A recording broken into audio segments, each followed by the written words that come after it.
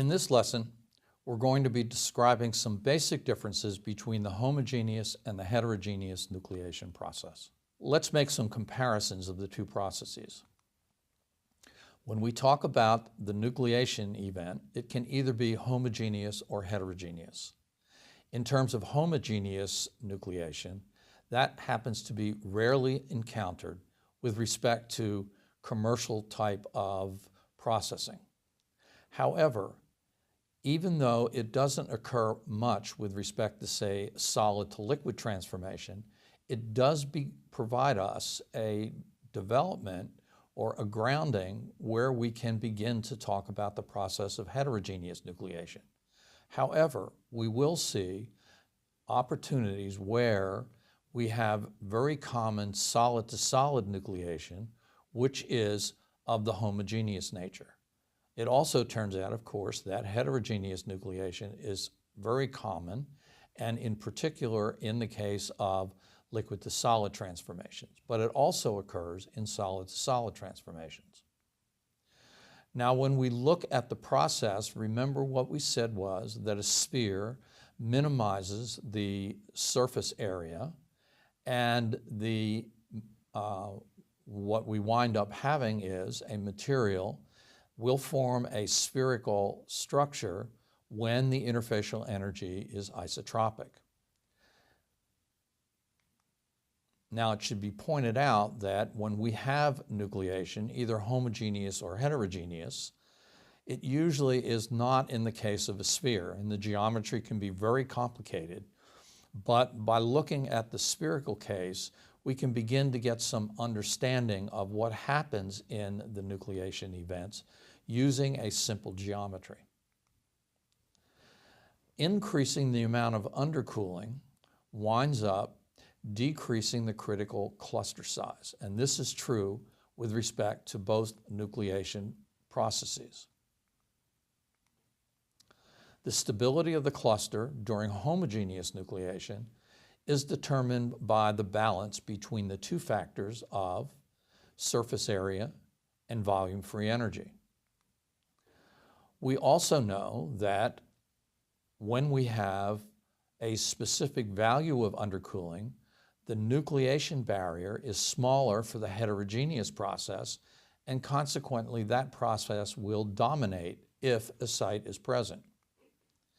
So in general, the heterogeneous nucleation process is ubiquitous and occurs quite significantly in a number of our processing with respect to commercially processed materials.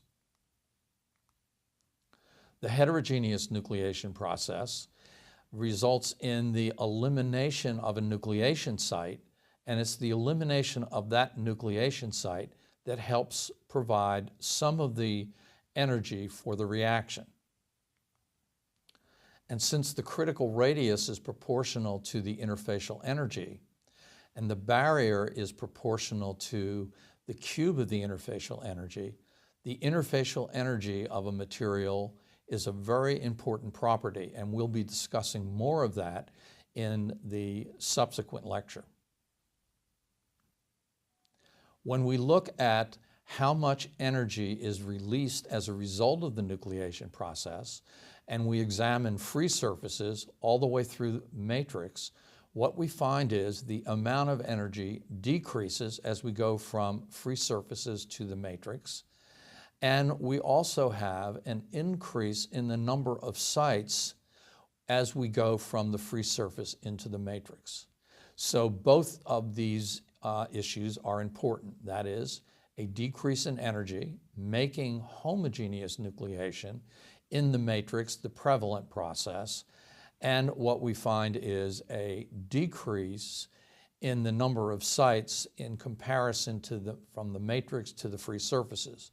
So matrix materials will have lots of sites, whereas the free surfaces, in terms of those acting as nucleating sites, will be smaller.